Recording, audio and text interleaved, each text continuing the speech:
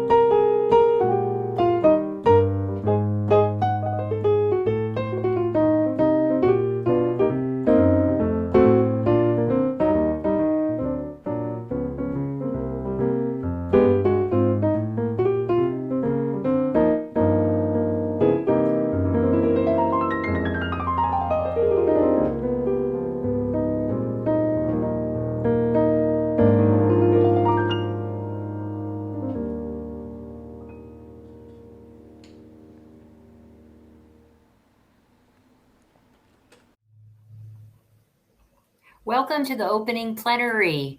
I am Susan Gunn. I'm the director of the Maryknoll Office for Global Concerns, and we hope you're finding inspiration in the proceedings so far. I'm excited about this session and the leaders that we are going to hear from. Before we begin, I want to remind you how to use this platform. To view all of the events on the agenda and to find times for workshops, view from the Agenda tab under the lobby sign in the center of the screen, and then scroll down to the time, and then scroll to the right to see all of the events at that time. You can also view tracks from the Tracks and Tags tab, and then use the search bar to locate sessions by their name. Well, our topic this afternoon is Bending Swords into Plowshares, a theological dialogue, where we'll explore the biblical roots of transforming weapons into tools for growth and pursuing peace. Our moderator is Reverend Michael Nuroff, Acting Director, United Church of Christ, Washington, D.C. office, and he will introduce the guests. Reverend Nuroff is ordained minister within the United Church of Christ, and prior to joining the UCC staff, he gained experience working with several ecumenical and interfaith organizations, including Church World Service, Ecumenical Advocacy Days, and the Parliament of the World's Religions. Michael holds master's degrees in divinity, theology, and social work from Princeton Theological Seminary and Rutgers University. Hello, Michael. Hello, Susan. Thank you so much. Really excited to be with all of you today and to moderate this session. This opening plenary is intended to help frame our theme for Ecumenical Advocacy Days this year theologically, and to begin to get us thinking about the intersections of these two issues. We will be joined today really in the format of a dialogue with two speakers that I have great respect for, and I know many of you do also. As I reflect on this moment in time, I'm struck by the challenges that we face as a global community. While we are fundamentally people of hope, believing as we sang this morning that the world will turn as the fires of justice burn, it's important also for us to take a step back in moments like this and reflect and assess the work that we need to do as people of faith. We meet today, this week, this year, this month, at a time when the war in Ukraine rages on. It threatens to spiral out of control and continues to impact the global economy and global food security. Conflicts in Sudan, in Palestine, Israel, the Philippines, and other places remain dire. And gun violence is rocking our communities and impacting taking so many lives. And yet, instead of investing in the things that we know makes for peace, Congress will instead pass a historically high Pentagon budget of at least $880 billion, with the potential of it raising up to $1 trillion if some in Congress have their way. Global military spending eclipsed $2 trillion last year, at the same time that people around the world are starving. 345 million people are experiencing acute hunger globally, and 1/3 of the world's population is suffering unreliable access to food due to pandemic-related food supply chain disruptions. One person dies every 4 seconds of hunger. All this while Congress and the House is debating cutting nutrition programs as part of a debt limit debate, mostly political theater, this week as we speak here on Capitol Hill. While this situation is dire, we also know that these challenges are not new. 70 years ago this month, April 16th, 1953, President Dwight D. Eisenhower gave the historic address titled A Chance for Peace, in which he reminds us then and now that every gun that is made, every warship launched, every rocket fired signifies, in the final sense, a theft from those who hunger and are not fed, those who are cold and not clothed. This world in arms is not spending money alone. It is spending the sweat of its laborers, the genius of its scientists, the hopes of its children. End quote. Today we will hear from two preeminent experts on these issues to help ground this time together. Our featured panelists today are Marie Dennis, Senior Director of Pax Christi International's Catholic Nonviolence Initiative, and former co-president of Pax Christi International, and is the Pax Christi USA's 2022 Teacher of Peace Award recipient. Marie worked for the Maryknoll Missioners for 23 years, including 15 years as director of the Maryknoll Office for Global Concerns. She is also author of 7 books. Catherine Marshall is a senior fellow at Georgetown's Berkeley Center for Religion, Peace, and World Affairs, and professor of the practice of development, conflict, and religion in the School of Foreign Service. She is also the executive director of the World Faiths Development Dialogue and a member of the Advisory Committee on Voluntary Foreign Aid at the U.S. Agency for International Development. Catherine has 5 decades of experience on a variety of development issues in Africa, Latin America, East Asia, and the Middle East.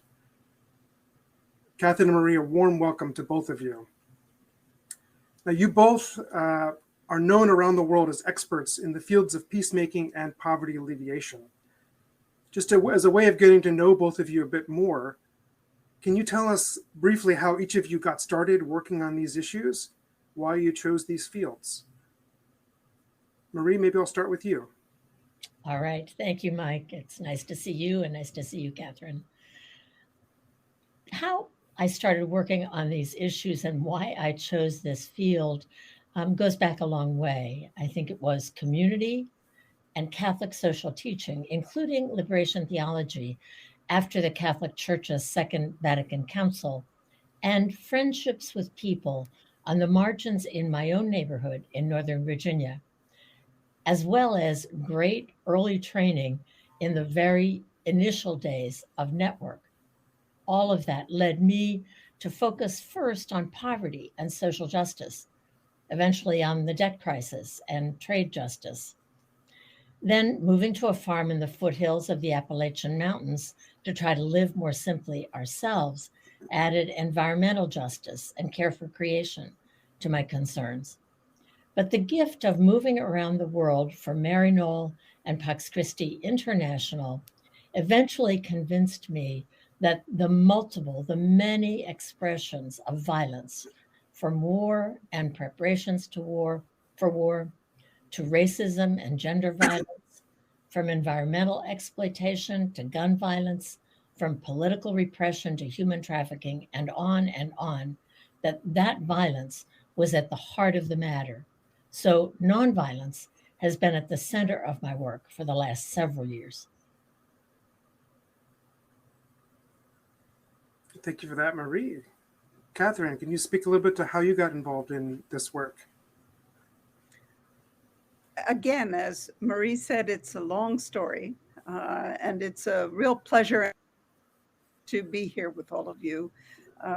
And my story goes back a long way. My father moved to Nigeria in 1961, so a long time ago, the year after independence. And that fired me quite quickly with a sense of the deep unfairness of the world, that people there who we saw every day were suffering, but even more had little chance of moving out of their suffering. There was a cholera epidemic in Ibadan, where we were living, where there were people on the ground outside the mission hospital, and teenagers like me were changing IVs.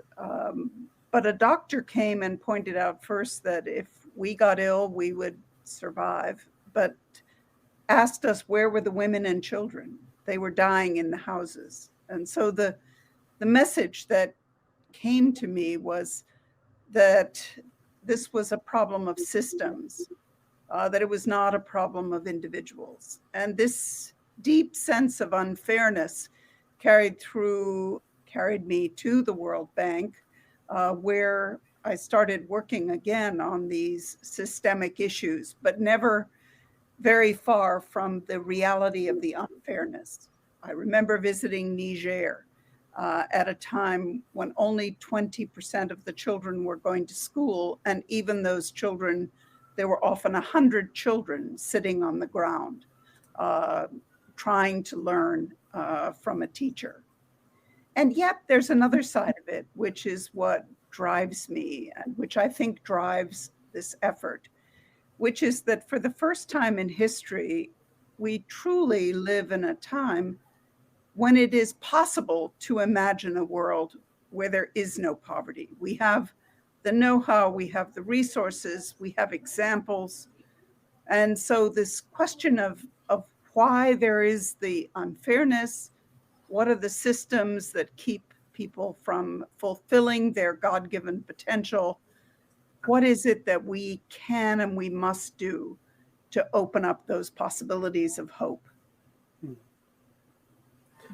both of you, I know, have participated in countless numbers of international gatherings and conferences and been part of movements, some of which have achieved great success, others of which have been a struggle. I'm wondering if for each of you, is there a particular event or moment throughout your careers that have been the most meaningful? And maybe Catherine, if I could start with you on this time. Well, I came to the question of the role of religion about 25 years ago, when the president of the World Bank, where I was working, asked me to help in filling a gap or building a bridge between worlds that did not know each other.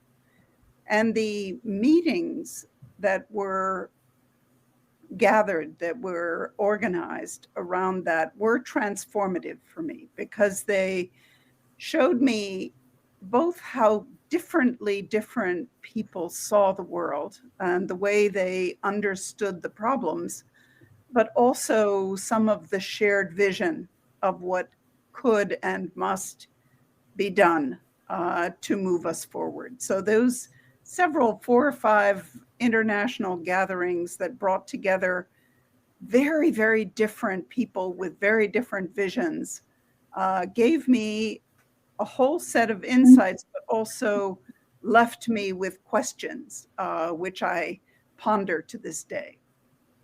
That's great. Marie? Honestly, I'm not sure I can identify one event or one moment. It's not easy. There have been so many. Most were very grassroots experiences. For example, in El Salvador during the Civil War there, where I experienced the gospel in living color in local communities over and over again. Or in Afghanistan, 8 months after the US war there began, where we met children maimed by US cluster bomb fragments and watched deminers carefully inch their way through a mined grape arbor that was full of grapes ready to be harvested and that could not be harvested safely. Or in Sudan, between the wars, just before South Sudan gained independence, and on and on. There was such a feeling of hope at that time. But perhaps the most significant moment was a 2016 Pax Christi conference in Rome that was co-sponsored by the Vatican, where people from around the world came together to answer the question about what they thought about nonviolence. They came from Iraq and Palestine, Afghanistan, Lebanon, South Sudan, Kenya, Uganda, Zimbabwe, South Africa, Burundi, El Salvador, Guatemala, Colombia, Mexico, Sri Lanka, the Philippines, and on and on. And without exception, they pleaded with us to help forge a different way, a different nonviolent path into the future. I think that conference had a huge impact on me. It convinced me again that nonviolence had to be a fundamental characteristic of the future that we were trying to build. That's great. I know, I can imagine for both of you, it was hard to narrow it down to just one. I know, Marie, you mentioned the Jubilee movement, and there's so many moments like that that have been just profound. I wanted to delve a little bit into our theme. As conference planners throughout the year, we have been inspired thinking about current events by the words of the prophet Micah and the prophet's dual call to both bend swords into plowshares, and also in verse 4, the hope of a future in which all will sit under their own vines and their own fig trees, and no one shall make them afraid. Now, we all know what each of those kind of passages are referencing, but how do you see this call to peace and nonviolence and this vision of an economic justice and true food security related? How do you see each of those? And maybe Maria, will start with you. Pope Francis does a very good job in his encyclical Laudato Si on care for our common home, where he says essentially over and over, peace, justice, and the preservation of creation are three absolutely interconnected themes. But it's also obvious that, for example, the consequences of war and egregious violence, both immediately and in the long term, include displacement, poverty, hunger, environmental destruction, and on and on. At the same time, as you mentioned earlier, massive spending on weapons and preparation for war steal intellectual resources, um, uh, financial resources, creative energy, and more from solving the problems and investing in the end of both poverty and hunger. And an unjust global economy that exacerbates poverty and creates a huge gap between the few who are extremely wealthy and the many who are impoverished can also lead to violent conflict and war. I believe in many ways, in fact, that economic injustice is itself a form of violence. Catherine, your thoughts? Michael, when you opened this discussion, you focused on the interconnections. We talk sometimes about a polycrisis or a permacrisis, which emphasizes, as do the Sustainable Development Goals that were approved or blessed by all of the member countries of the United Nations in 2015, all of them are completely interconnected, as Marie has said. The sort of environment, the agriculture, the nutrition, the maternal health, education, power even, etc. All of them are interconnected in ways that are almost impossible to disaggregate at this point. And what that points to is that this terrible problem of conflict, which has risen, which has increased during this extraordinary COVID crisis that we have lived through, and even before, is deeply connected to the prospects and the challenges that we face in looking towards peace, towards the plowshares, towards the kind of life that we all imagine. We're faced now with an enormous number of very complex, fragile states or collapsed states or deep states that are deeply mired in conflict. The headlines today are about Sudan, but also Ukraine, South Sudan, far too many other parts of the world, the Eastern DRC.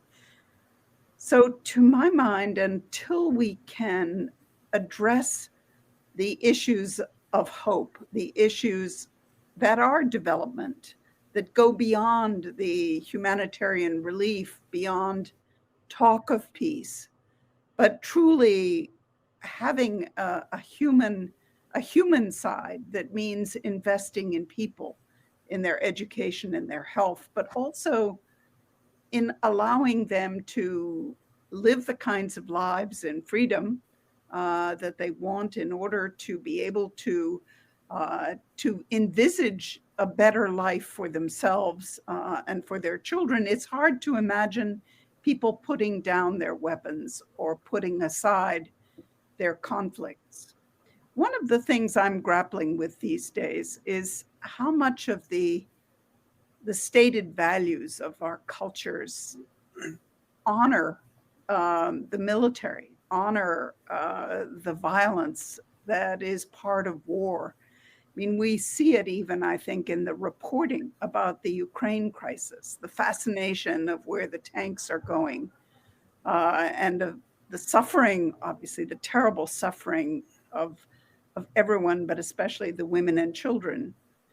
So I think that we need, as we think about peace and as we address the issues of these fragile, divided societies, the inequality, we need to honor the qualities of peace and make them real and exciting in the ways that I think we imagine. So I think that the Swords to Plowshares truly does challenge us to address the kinds of values of courage and sacrifice that people see in war and in conflict, and turn those qualities into the search for peace. Yeah.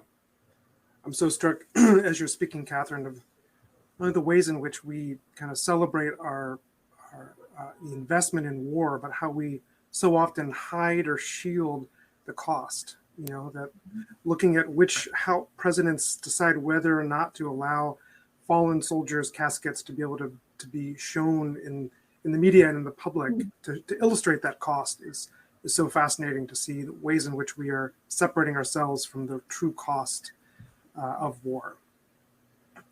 I know we talked kind of broadly on the intersections of these two areas, but I wonder, I know it's difficult to narrow this down as well, but I wonder if each of you could identify what you see as the biggest challenges or threats that you see facing us as a global community in each of these two areas, in militarism and violence, and then in poverty and in hunger, in food insecurity. And maybe Marie, I'll start with you. Sure. I guess I want to pick up on something Catherine just said, because I think it is extremely important and a significant challenge, and that is how do we tell the stories? How do we lift up the values that are positive? I have been really struck recently by the very important stories of nonviolent action in Ukraine and also in Sudan, including in Darfur in the last few days. A very remarkable amount of nonviolent action has been helping in both instances to protect people, to move them out of the way, and so on. But it is a huge challenge to sort of break through our love of violence, of the violent stories. But when you ask about the biggest challenges or threats, what I think about first would, especially in the arena of militarism and violence, I believe that the power of weapons manufacturers and the profit in marketing weapons worldwide, including to already impoverished countries, is a huge, huge challenge and a threat. The continued investment in weapons, in nuclear weapons, the collapse or repudiation of nuclear weapons treaties, and the complete failure of nuclear states to take seriously the plea of non-nuclear states that rose up in the Treaty for the Prohibition of Nuclear Weapons, the TPNW. So that I think another threat, besides the power of the weapons manufacturers, the profit in the marketing of weapons, is the continued reliance on nuclear weapons as a source of both power and status on the global stage. I think that's extremely dangerous. And Marie, what about in the areas of poverty and food insecurity? Yeah, sorry, I meant to continue. That's okay. Obviously, in that area, violence of all kinds, including war and preparations for war, but also racism, domestic violence, gun violence, environmental violence, and so on, are very deep among the roots of poverty and food insecurity. And I think that that the solution to both the food insecurity and poverty, and to the violence that we face, really does need to come together, that we need to find solutions that are integrated and connected. Catherine, how about you? Biggest challenges in these two areas? Well, as always, Marie's wisdom I can only add to. But let me pick up on two challenges, I think, that relate to these issues. The first one goes under the very broad heading of governance. And the issue of bad governance, bad government, the failures of political and civil service leaders to honor their call to service is unfortunately a cause of deep anger among many in the world that leads them to despair, which is also linked, I think, to violence. I think violence and despair go quite closely together. So this corruption, the theft of public resources for public gain, but simply the unwillingness to honor the call to service, which is part of government and in our own society as well, to have the kinds of debates about what the government should do and what it shouldn't do that we need to have in order to fulfill the basic promises of a decent society. So I think that it is striking that both the left and the right, the terrorists and the extremists on all sides, see corruption as a major issue, and that is not without reason. And let me take another issue that has been, I think, an insight and something of a wake-up call, which is that we care about the most marginal. We care about the children who suffer. We talk about the preferential option for the poor, the idea that we leave no one behind. But in our call, we need to link that to the hope for a broader society, for the people who are in the middle. In other words, the call to address the most marginalized alone is not a sufficient call to most people. It is. It needs to be broadened into a vision which is inclusive, to use one of our buzzwords of the time, that brings everyone along and together and that offers that hope. Because if we only focus on the most destitute, there is a risk that we don't build the kind of common understanding and common goals and common vision for a positive future that we need in order to move in that direction. Thank you for that. That segues well into the next question. But before I pose that, I want to just encourage folks, if you have questions, there is a Q&A tool here in the platform, and we're going to have the last 20 or 30 minutes or so that we'd be happy to pose some questions to Catherine and Marie if you want to lift them up there. But Catherine, you just kind of touched on this issue, this picture of the vision of a truer security, a deeper human security. And to me, that is very much the image that I see in the Micah passage. And out of my own tradition, I would refer to that as the vision of a just peace. The United Church of Christ is a just peace church. Or we can also use the language of God's shalom. And so as we move a little bit into kind of the faith grounding for this, how do you see these images in Micah, and how might we work together to get closer to that vision? And maybe I'll pose that to you, Marie. Okay.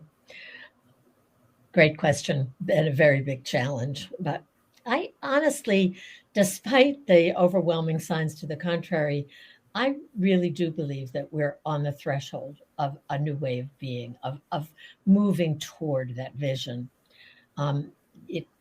It's a very powerful vision, and I think it draws us instinctively.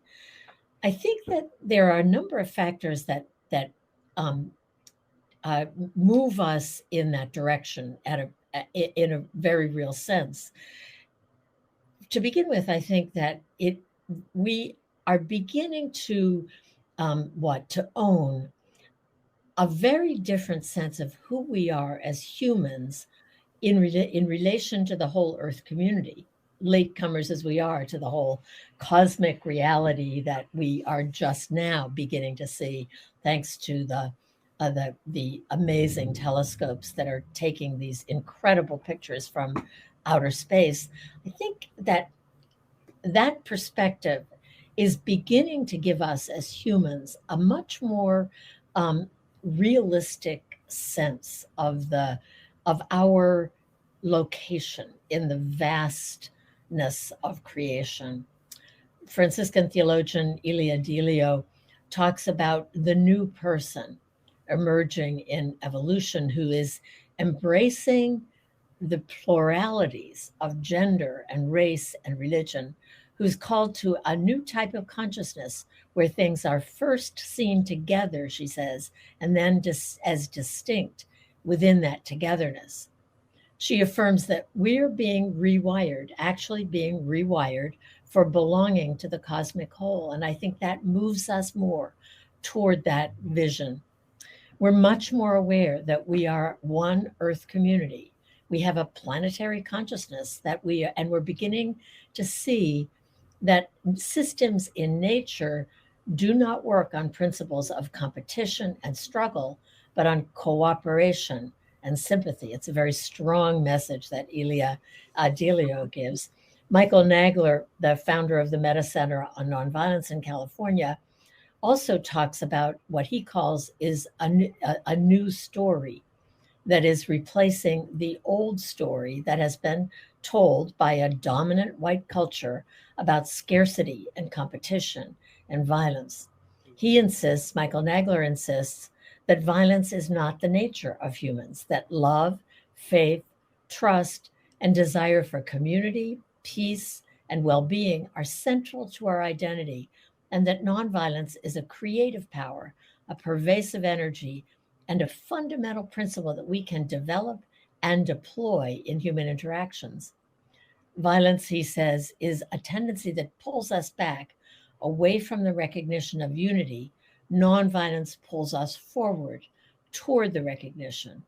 We human beings can play an active role in our own evolution and consequently in that of our species. And then he continues, the discovery of our capacity for nonviolence, connected as it is with higher consciousness or love, is key to this development. Nonviolence is not only at home in the news story, it is the news story. And over the last several years, we in the Catholic Nonviolence Initiative and Pax Christi's project have seen a very interesting expansion of interest in nonviolence. 6 years ago, 7 years ago, the reactions that we got to speaking about nonviolence were often reactions of skepticism, of being written off as naive. That would never work. That's not possible. And we are simply not finding that anymore. I think that people are so tired of the violence, of the injustice, that the vision that is offered by Micah is more and more appealing, and we're looking for ways to implement it. So I'm really hopeful. Thank you for that, Marie. Catherine. Well, I love the phrase of Madeleine Albright that, and would characterize myself as a chronic optimist, but who worries a lot. And I'm very moved by the vision that Marie describes and see this growing awareness and the deepening of that awareness within societies so that it's not simply an elite that has the capacity to understand, but a much, much deeper swath of society. But I do come to two things that I would emphasize. The first one is the progress that we've made. And the second, I would call the joy of diversity.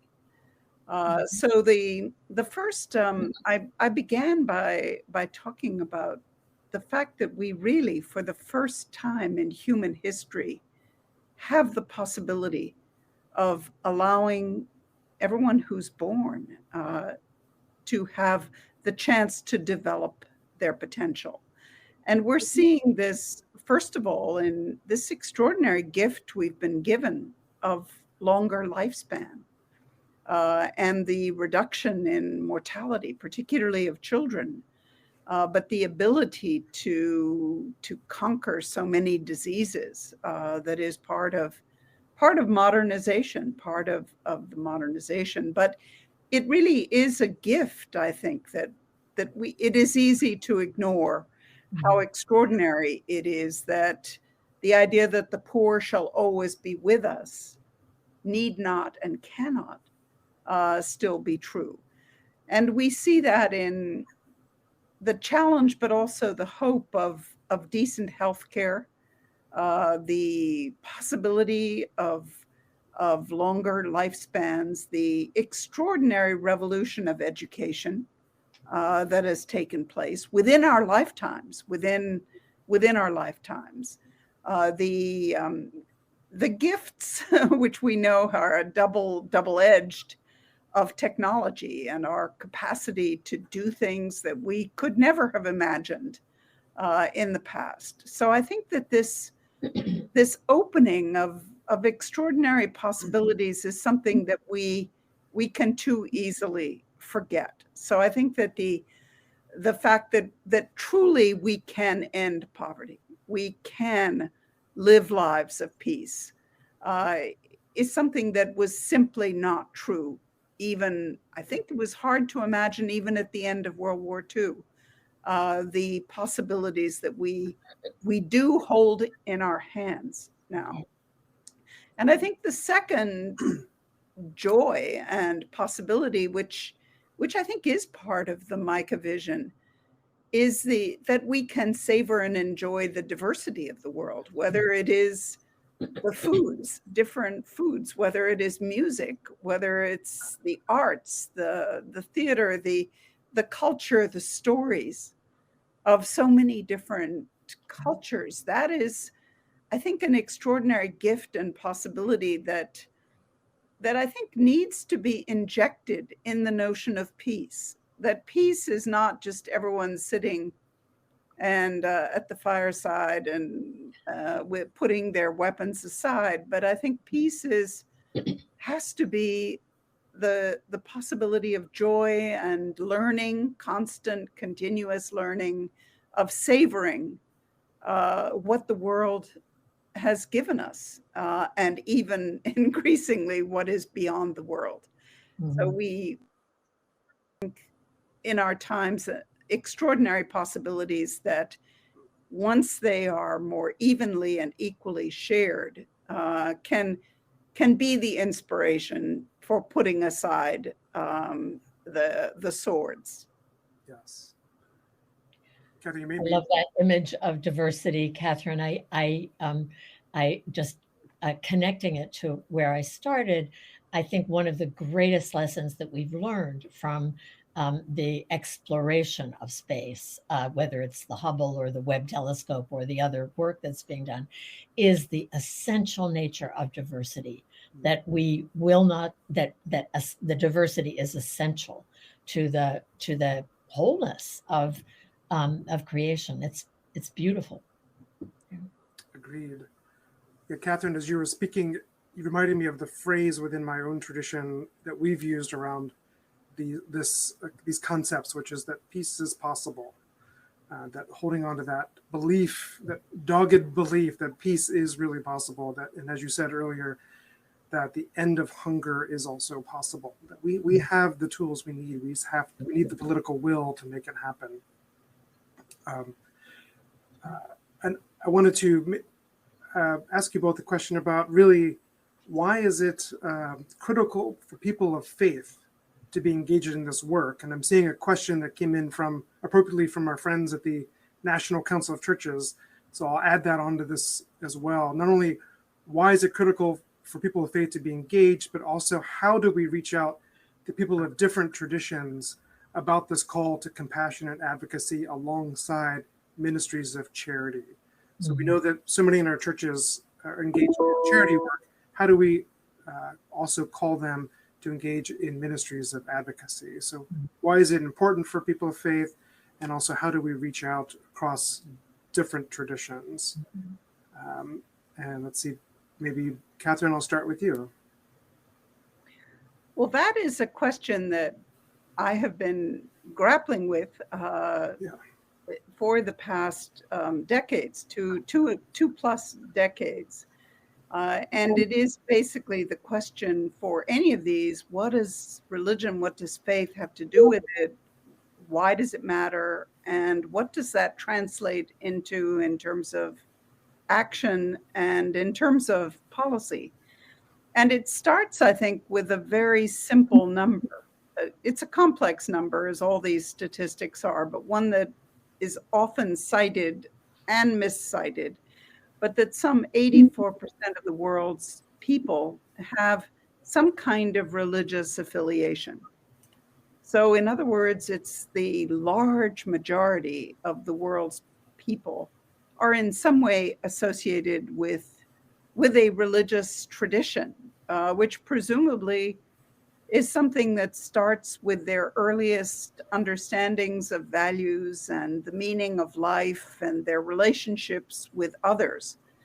And so this deeply embedded, lived religion that is something that is too little recognized in many places, I think is a fundamental part of the answer to your question, that if you ignore that part of people's lives, that quest, but also their deep sense of who they are and where they came from and why they're here, I think we can't aspire to the kind of understanding and consensus and willingness to act that we need in order to move forward.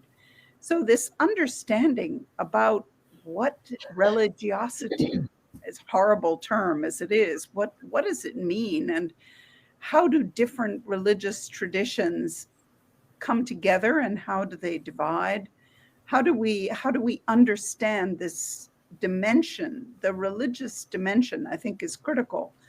But that means, of course, that it is a part of most people in one way or another.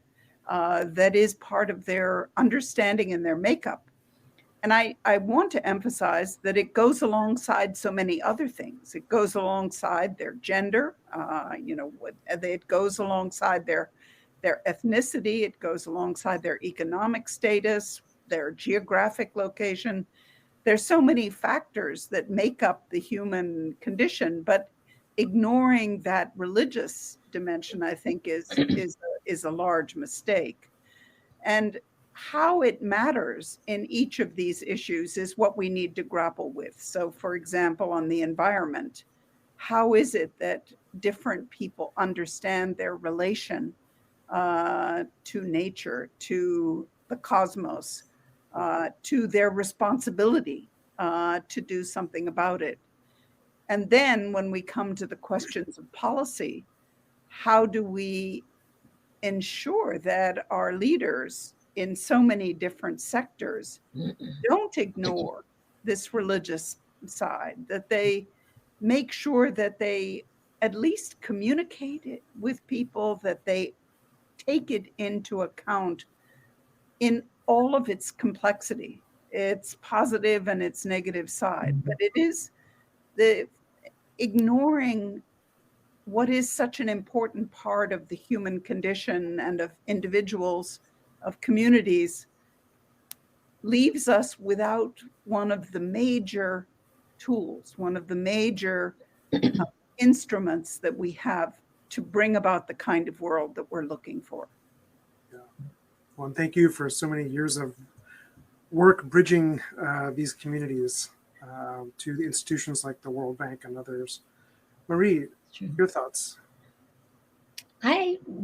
As I think about why it's important for people of faith to be engaged in this work, there are several different pieces of that come to mind, in addition to what Catherine said so well. I think to begin, I think that it's important in many ways in order to counter the tendencies or the destructive a role of religion that is either manipulated or sort of falsely represented in in engaging with policymakers and questions of war and peace and poverty and so on. So I think that it's important for people of faith to be engaged in a way that truly represents the values of so many different faith traditions that would call for us to work for peace, to work for a more just world, a just peace, to care for creation and so on. And then I think that one of the reasons that it's a very good thing for us to be involved, particularly in policy advocacy, is that I believe that people of faith engaged in an informed way engage without self-interest. There are how many thousands of lobbyists that are appealing to policymakers all the time, and their job is to represent a particular interest in taking a position on legislation. I think that people of faith come at this task of political advocacy without self-interest, but really for the common good, really for the good of those who are often excluded from well-being in our societies. And I think that's very important. I also think that it's important for us to do it because it is extremely joyful and fulfilling, if really hard work. I, over the many years that I've been involved in this work, now count on in every corner of the world, local communities, people, friends, individuals that really do fill me with hope. And I think that is a very real experience. We do this because it is a meaningful and joyful way to spend our lives. And that's a great thing to experience. And then I think going to the question that that was added to this question, there are probably a million stories that describe the relationship and why we need to pay attention to both charity and justice. For me, it's the story of babies floating down the river, which surely you all know, where a town at the bottom of the river kept very efficiently pulling babies out of the water and protecting them and feeding them and caring for them until somebody finally asked, I wonder why somebody's throwing babies in the water upstream. Can't we stop that?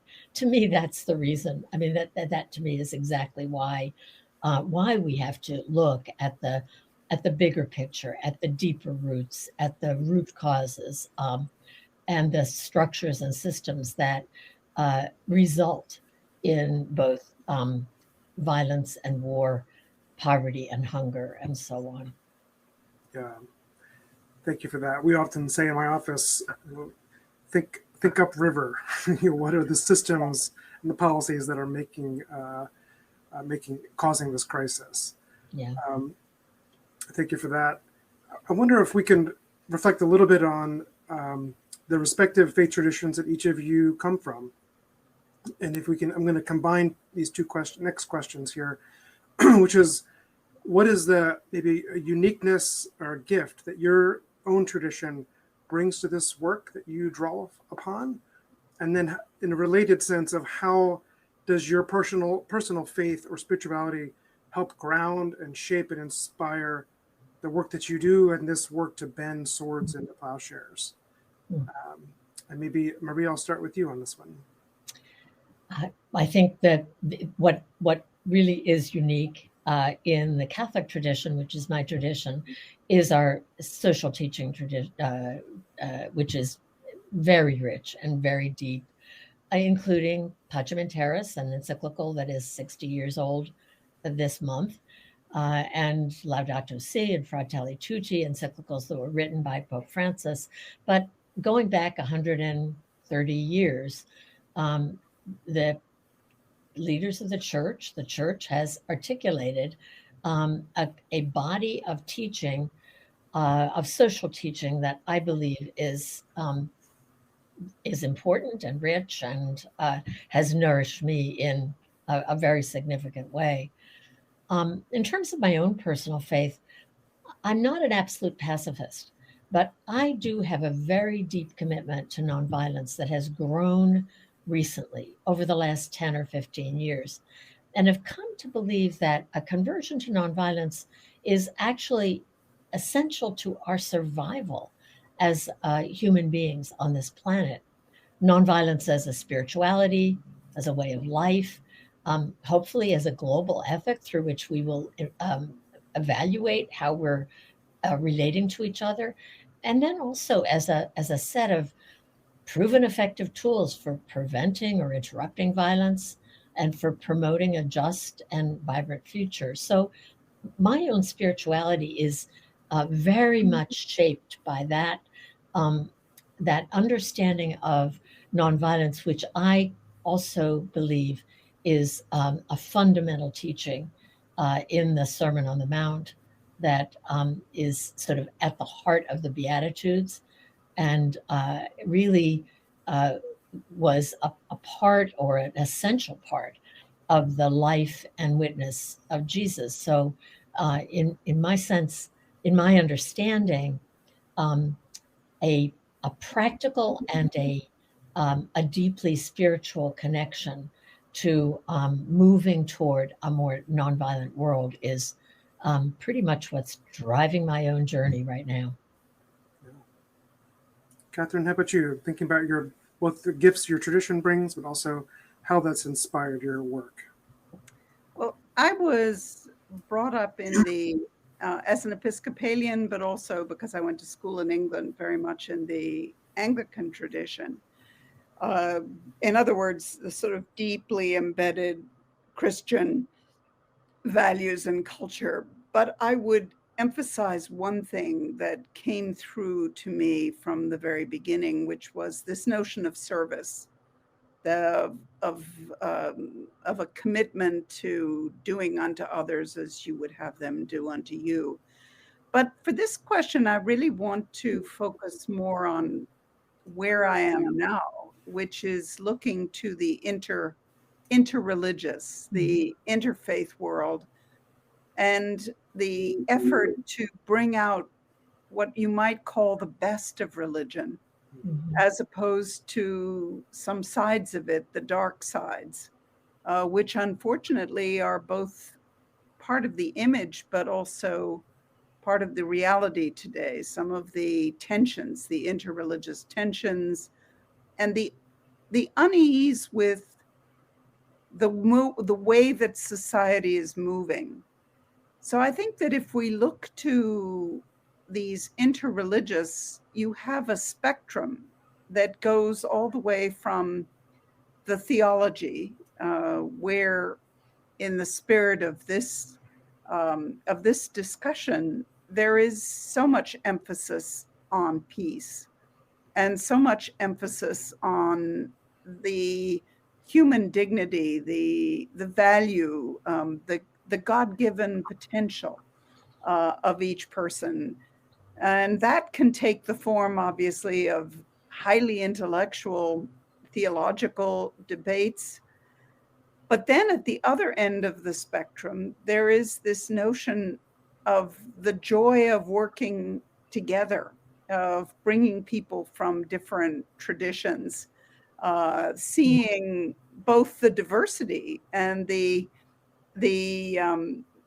cultural and the theological and the spiritual joy of understanding how people in different parts of the world and coming from different traditions have understood their duties and their obligations, as well as their stories, their myths, their creation myths, but also their understanding of what their obligations are. So I think that this movement towards an interreligious understanding, both that starts, I think, partly with the frustration with conflict. Most conflict is not strictly religious, but there's a religious dimension to a lot of conflict and war.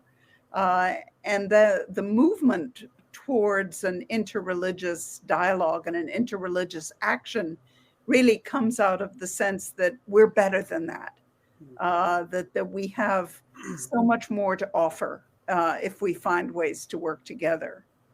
As far as my own sort of personal drives, I would emphasize two things. First, I have to say I have a visceral hatred of violence. I can barely look at the pictures in the newspaper. I cannot watch films that have violence. I always am looking for some kind of a happy ending or a happier ending. But I think it is something that is a driver, this horror. There are some cases where people are talking about rebuilding a power plant before the one that's there has even been destroyed, or rebuilding bridges before it's been blown up. That the simple horror of the violence and the killing and the suffering is something that just that grates at a very fundamental level. And then I would also say, taking from my spiritual heritage, both the sense of unfairness and the need to do something about it, to do whatever is in my power, which is not very much, but whatever is in my power to do something about the unfairness, the injustice, and on the more positive side, towards reaching towards what we know is possible and what we know we should be looking towards. Yeah. Thank you both. From my, just take a moment of privilege, from my tradition in the UCC, we don't have encyclicals, but we have resolutions that come through our biannual meetings. And those, for me, kind of, and for our office and our work, really inspire a lot of our approaches to issues, and really articulate the sense of hope and building a better world. That is something that I think is unique to our tradition, but also inspires me personally. But we've been talking about the gifts that our traditions bring, but moving a little bit into some of the chat, and I see Janice particularly offers a counter question, which is, how do we use our voices as people of faith, seeking peace and inclusion and unity, to counter the messages that legislators hear from those who would manipulate religion to divide and ostracize? So Catherine, I know you're engaged in this a lot. Maybe I'll pose that tough question to you. Well, I think that the question comes to two things. One is what I would call some of the darker sides of religious traditions, which can fuel a sense of exclusiveness, which in the past have fed the understanding of hierarchies of human beings, that goes against this spirit that every human being is created in the image of God. But I think it's more broadly reflected in what worries us all so much, which is the deep polarization of societies. And what both you and Marie were referring to, this need to come to a better understanding of what is causing it. Why are people so angry, and why are they so divided? And I think it's something that is puzzling us. And the question of where the religious elements come into that is something that I hope we will all reflect on. Is it what we've been taught? Is it fear? A fear that comes from this sense of not being heard, of not being understood, of not being valued, of a fear of the diversity that we've been celebrating, that can seem frightening, that can seem alienating to people who have formed a vision of the way things should be, that does not take into account some of these counter elements. So I think that this dealing with this polarization and trying to at the same time to understand, but also, and to hear and to listen, but at the same time to build on the core values of what we believe is essential to what is right and which comes out of our traditions. It's a delicate balancing act.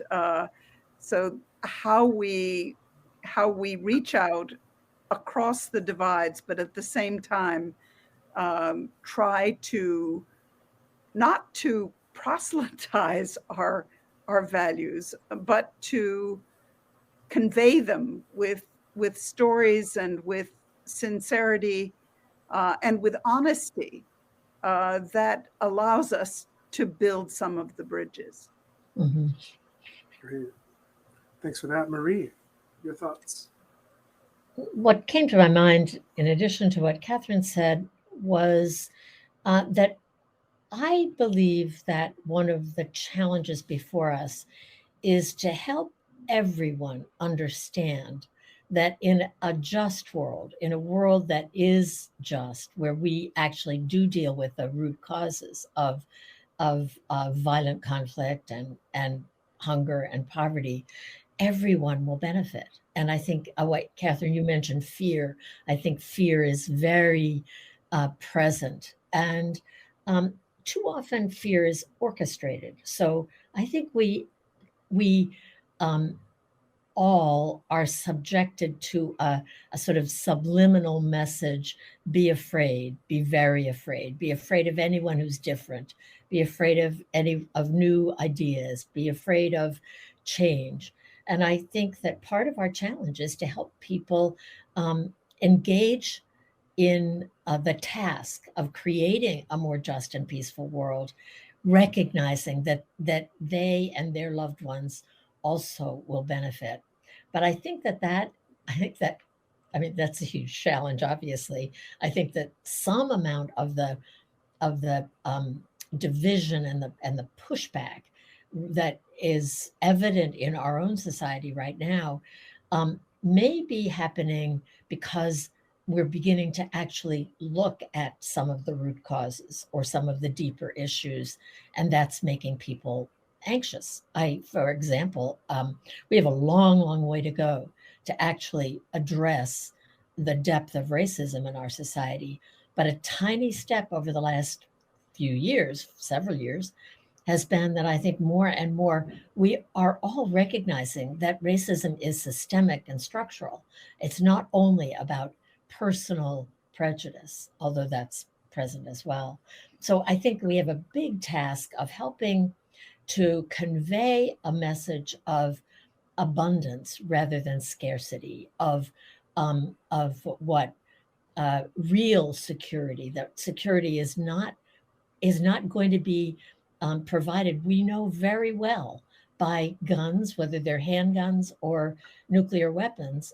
They will not provide the whole world with the kind of security that will truly make us all secure. So it seems to me that we have a big job. Maybe we will have to start with the youngest children in our community and help them begin to understand, have a worldview that is less either or, that is less oppositional, that is more recognizing the abundance of creation, and that there is enough for all if we will share in a way that's just. So I think it's a big challenge, but I do think it's going to be the only thing that will help us move to a new place, is really helping to engage everyone in the task of creating a more just and peaceful world.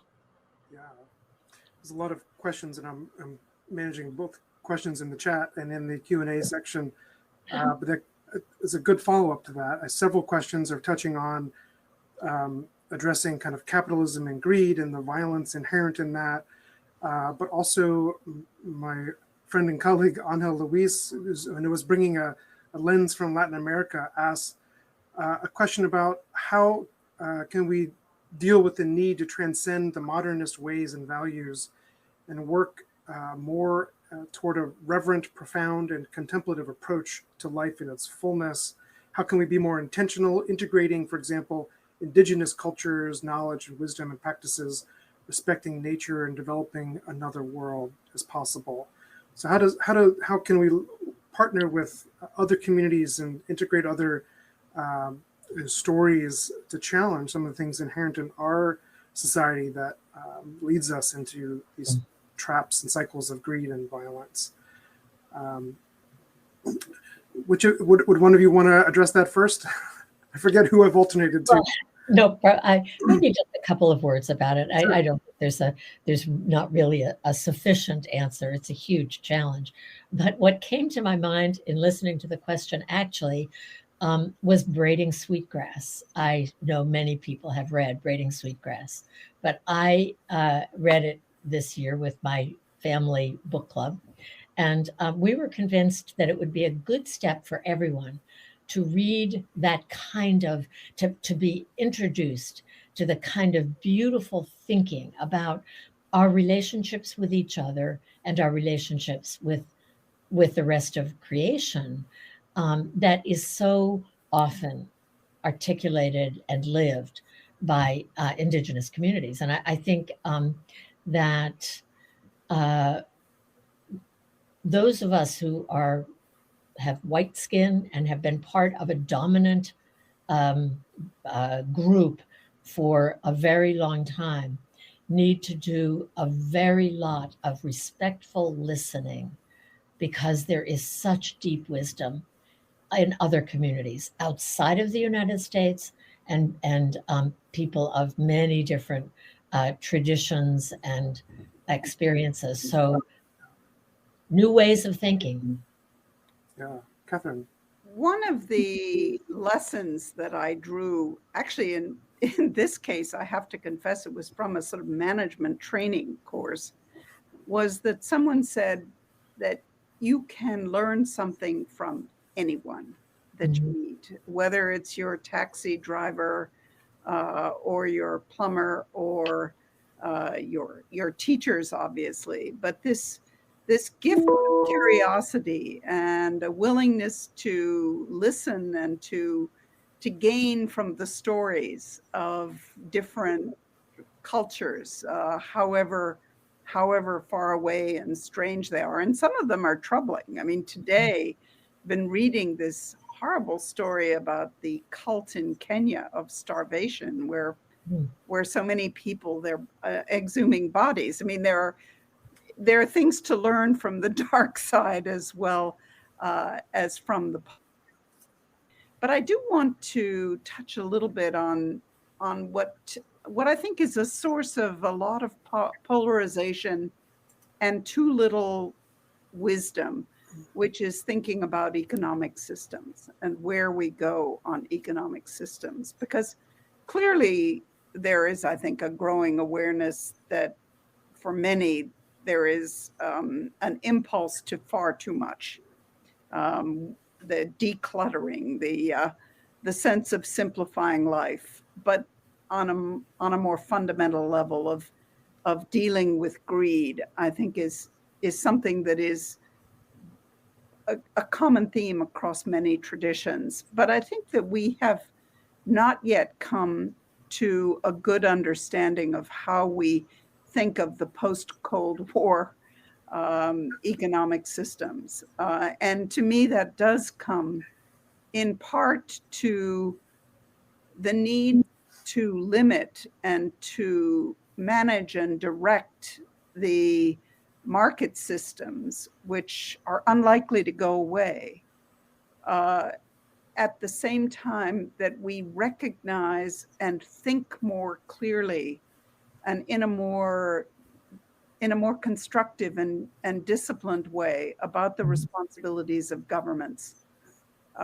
There's much too much, I think, knee-jerk reactions to the discussions about the roles of government and their responsibilities. And if this community can help us along the way to thinking about what kinds of limits on the markets, what kinds of guidance on governments and on this governance challenge that I talked about before, the ethics of government. I think that is one of the fundamental challenges, that is the way that we can deal with inequality, that the way we can deal with those at the margins, that we can provide the basic safety nets, which I think are a part of dealing with fear, and a part of dealing with the vertigo, the instability that feeds the fear in today's societies, the fast pace of events, the sense that you're out of control, that I think is a part of the conflict and the tensions. And all of these, there are a lot of wise people writing about it and thinking about it, about inequality, about the limits of government, about dealing with corruption, where I see a great need for religious communities to be much more actively involved. All of those, I think, are part of this management of our very complex polycrisis, the permacrisis that is so unsettling to so many people in the world. Yeah. Thank you for that. We have time maybe for one more question. Kind of gets us toward our closing thoughts as well. My colleague Dan from the Marino office writes, I thought nothing could lay bare our interconnectedness and the need to change our notion of security like the COVID-19 crisis, the COVID-19 pandemic. But it seems governments have doubled down on armed defense, gun violence continues unabated, and corporations are as greedy as ever. Have you seen signs that we are learning from the experience of the last 3 years? Catherine, would you like to start with that one? Well, we've at the Berkeley Center and the Joint Learning Initiative and have focused quite sharply on the COVID crisis. And interestingly, I've been teaching a freshman seminar at Georgetown University because the students have lived this crisis so vividly. I have to say that the basic answer is that we've not learned the lessons that we need to learn in the ways that I would hope and imagine that we could learn. There seems to be a desire simply to put the crisis behind us, whether it's the suffering or the instability or the uncertainty that came with us. The positive side, though, is that there is a lot of very pointed and creative thinking about what it is that we have learned as a society from the 3 years of uncertainty that we've lived through. So it's a question of trying to encourage or propel or force our leaders to take stock, both in the most brainless need, which is to prepare for future pandemics, which we know are coming, but in a more fundamental way to look at the inequalities that it exposed, some of the questions about essential workers, who's essential, who's not, what makes for good leadership, some of the wounds that the COVID crisis exposed, including the racial discrimination and those left behind. All of those, I think we have plenty of information about it, but we need to find ways to translate that into consensus, but also into leadership and action. Thank you for that. Yeah. Marie, how about you? What have we learned from these past 3 years that we might take forward? It was interesting during the years of COVID. I, with others probably on this call, participated in the Vatican's COVID-19 Commission. It was an exercise, a pretty intense exercise of looking at, just as closely as we could, as Catherine was describing that the Berkeley Center did, at all of the manifestations of inequality and injustice that were exposed by the COVID crisis. You might some of you might have seen the picture of Pope Francis praying early on in the COVID crisis by himself in St. Peter's Square in the rain. It was a very kind of powerful image. And for the following years, he wrote over and over again about the new normal that he hoped would become reality after the crisis, and used the COVID Commission to generate ideas, specific ideas about what that new normal might look like on all kinds of topics, from healthcare to jobs to education to care for creation and on and on. And I think right now, I suspect he may be pretty disappointed that it does feel as though the world is just snapping back. But what Catherine said gives me hope that we have noted, that we somewhere have made note of of what injustice was exposed during the COVID crisis in our own country and around the world. There were countries where I have visited more recently that simply said they didn't have the resources to pay any attention to COVID. It just swept through their country, and people did the best they could.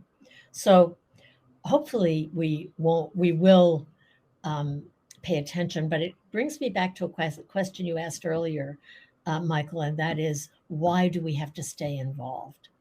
And we have to stay involved because we have the evidence that we are still a long way from Micah's image, and that's our calling as people of faith, to be about recreating, participating in the recreation of a better and more just world. And I think I don't think we're very far down that pathway, at least not in this post-COVID time. But we'll see. And at the same time, maybe there are some experiences that were very close to home that will encourage us to move in a good direction. I think among them are loss, just the tremendous loss that touched everybody. And the other might be the sort of nurturing of relationships in communities, within households, in families, that we were able to experience in a way that when we're rushing by each other, we don't always taste. So I think there are glimmers of hope, but we've got to stay in the swim in order to make a difference. Yeah. To follow up on the swimming or the water metaphor, it is striking how often we heard we're in the same boat, which is the same planet, the same basic situation, with COVID basically moving us away from a sense of the nation state. But I think then what people said is, yes, we're not in the same boat, because some are in tiny life rafts, some are in yachts, some are clutching to driftwood. But I think even more, the metaphor that to me makes more sense is that we were facing the same storm, which was moving and hitting different places at different times, often unpredictably. That this sense of the common storm as opposed to the common boat is a more apt metaphor for what we have lived through and what we need to take stock of. Yes. I think that's so true. And I think it points to something Dan said about our need to reimagine what is security. None of us will be secure until everyone is secure in the deepest, most important ways. Well, given the great reveal that has happened from the pandemic and the notes of hopefulness that have come out through this discussion, is there one thing that you would want to leave here as we about to close, leave this group of faith advocates with today as they reflect over these next 2 days on this image of swords and plowshares and the image of the enough for all, of all having enough, sitting under the fig tree? Is there a story, is there an image, is there a scripture that you'd want to leave this group of fellow faith advocates and travelers this week? Catherine. I think that we need to leave with a sense of deep urgency and of a shared responsibility to benefit from the extraordinary gifts and opportunities that we've been given in this generation. So there are so many stories of hope and renewal and the potential for justice. But if we don't have some sense of urgency, I think we may lack the momentum and the possibility of benefiting from them and moving forward. Yeah. Let our urgency meet the crisis we face. Yeah. Marie, thoughts for you? So many years ago, I don't remember how many, 30, 25, I had the great gift, as I'm sure others did, of accompanying a community in El Salvador that was returning from living in a camp for displaced people in the capital for 7 years. And they had decided they were going to just go back to their land because they were sick of living in the city and doing nothing. And so after a very long, hard, pretty risky journey, where they were repeatedly stopped by a military that did not want them to go back to their land and so on. When they got to the village close to their cooperative, a village called Aguacayo, they stopped and unloaded all the trucks, all of their things for 500 people to go back and set up life again. They had to stop there because the road between there and their own village was still mined. So they were going to have to stay in Aguacayo for a while. And they stopped everything. And they had a time of prayer together as a community. And they read passages from the scripture from the Hebrew scriptures about the promise that someday they would plant trees and that they would harvest the fruit of those trees for their own community and for others. And I remember being struck by how deeply that community from El Barrio and El Salvador believed that those words of scripture were written for them, and that they, by claiming their own rights to return to their land, were bringing the scripture passages to become real in their own lives, that they would go back and plant trees and harvest the fruit, which they did.